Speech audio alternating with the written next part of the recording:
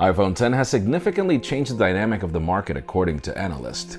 We get leaks of the probable front of the OnePlus 5T with some changes, and we already get to hear about the fingerprint scanner on the Samsung Galaxy S9. I'm Jaime Rivera, definitely a bittersweet day as I'm packing up and heading back to New York. This is Pocketnow Daily.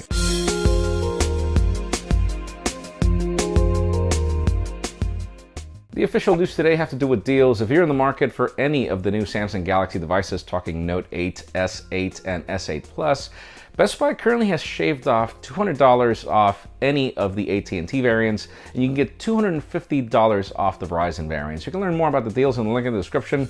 Definitely a good time to buy. Other interesting news have to do with the Razer phone that has not yet been announced, mainly because Scott Croyle, which was the mastermind behind HTC Design and later the Nextbit Robin design, who also most likely designed the Razer phone, has just left the company to form his own design firm called Attic.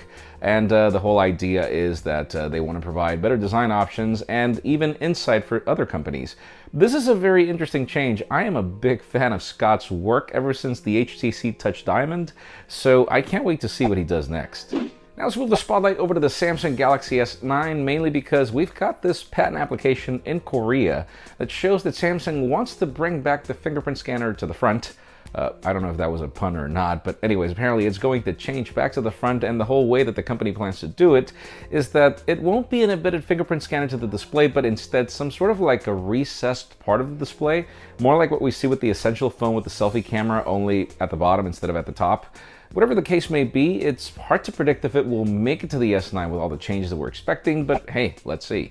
And speaking of fingerprint scanners, let's discuss the OnePlus 5, mainly because we were expecting some sort of a change like the Oppo F5, and instead we're noticing that leaks show us that a fingerprint scanner is at the back, and the recent leaks of today show us that the bezels will be dramatically reduced because the fingerprint scanner is no longer at the front.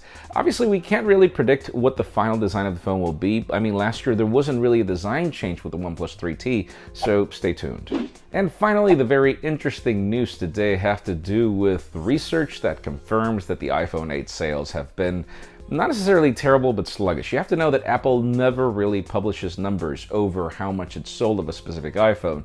But according to research and market demographics, apparently, yes, the iPhone 8 has sold a lot less than the iPhone 7.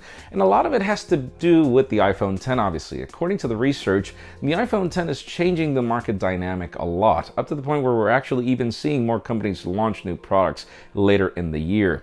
The question for you today is, do you think that it's a smart idea? Do you think that it's better for iPhones to be launched in November or closer to the holiday season? Or would you rather go back to the September times, just like we did with the iPhone 8? As you know how Apple likes to change things every now and then. In the past, there was a WWDC, now it's later. Leave us a comment down below. We'd love to know your opinion. In my case, I prefer them closer to the holiday season. Friends, again, if you want to get the news earlier, follow us on Pocketnow.com and subscribe to our channel by hitting this button up here. You can also watch yesterday's Pocketnow Daily up here, and our thoughts on the audio of the Google Pixel 2 down here. You can also follow me on Twitter, Jaime_Rivera, on Instagram at Jaime Rivera. Please give this video a thumbs up if you like what you saw. I am Jaime Rivera. Thanks so much for watching. We'll see you tomorrow, hopefully 9 p.m. Eastern.